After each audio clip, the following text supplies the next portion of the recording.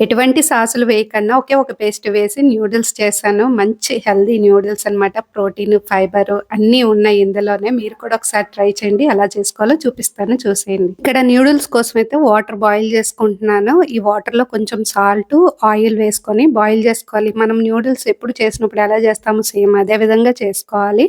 ఇప్పుడు ఈ న్యూడిల్స్ ఏంటంటే మిల్లెట్ న్యూడిల్స్, మామూలు మైదాతో చేసింది కాదు.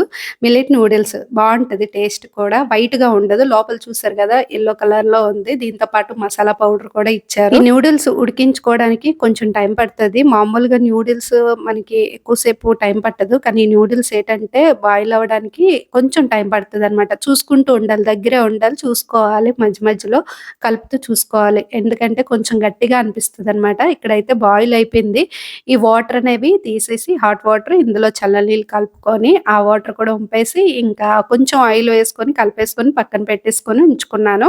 తర్వాత ఇక్కడ కళాయిలోన కొంచెం ఆయిల్ వేసుకొని ఒకే ఒక పేస్ట్ అని చెప్పాను కదా! ఆ పేస్ట్ అయితే ప్రిపేర్ చేస్తున్నాను. కొంచెం జీలకర్ర, వెల్లుల్లిపాయలు, పచ్చిమిరపకాయలు 3, పల్లీలు. పచ్చిమిరపకాయలు చూసుకొని వేసుకోండి. కారం ఎక్కువుంటే 2 అయితే సరిపోతాయి. పిల్లలు తింటారు గదా! ఇంకా కొత్తిమీర లాస్ట్‌లో వేసుకొని ఫ్రై చేసుకున్న తర్వాత మిక్సీ గిన్నెలో తీసుకోవడమే, పేస్ట్ చేసుకోవడమే. ఇదైతే నేను ఇన్‌స్టాగ్రామ్‌లో చూసాను. ఈ రెసిపీ ఎప్పుడు చేసుకొని తిందామా, ఎప్పుడు ట్రై చేద్దామా అని చెప్పి వెయిట్ చేశాననమాట.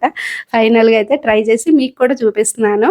ఇక తర్వాత అదే కళాయిలో కొంచెం ఆయిల్ వేసుకొని, ఆనియన్స్ వేసుకొని ఫ్రై చేసుకున్నాను. ఇక్కడ వెజిటబుల్స్ అయితే బ్రొక్కలి, క్యాబేజీ, క్యాప్సికమ్, క్యారెట్ వేసుకొని అయితే ఫ్రై చేసుకుంటున్నాను. మీ దగ్గర వెజిటబుల్స్ ఏముంటే వేసుకోండి. హై ఫ్లేమ్‌లో పెట్టుకొని ఫ్రై చేసుకోవాలి. ఇప్పుడు ఆ పేస్ట్ చేసుకున్నాను గదా! అది కూడా ఇందులో యాడ్ చేసేసి మొత్తం కలిపేసుకోవాలనమాట. ఇదేనండి మంచి టేస్ట్ ఇస్తది. మనకి పేస్ట్ ఒక్కటే చాలా బావుంటది.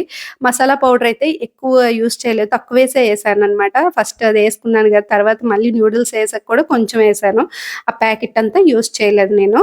ఇక్కడ అతి పెద్ద టాస్క్ ఏటంటే న్యూడిల్స్ కలపడమే అనమాట. న్యూడిల్స్ చేసేటప్పుడు ఏంటంటే మనకి కలుపుకోవడమే కొంచెం ఇబ్బందిగా ఉంటది. కానీ అయినా సరే తినాలంటే తప్పదు గదా!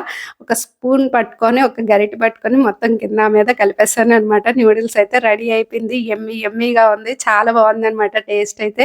మీ పిల్లలకి కూడా నచ్చుతది. ఇప్పుడు ఎగ్జామ్స్ టైమ్ గాబట్టి పిల్లలకి బయట ఫుడ్ కాకుండా ఇలా ఇంట్లో చేసి పెట్టండి హెల్తీగా. మరి ఉంటాను. బాయ్.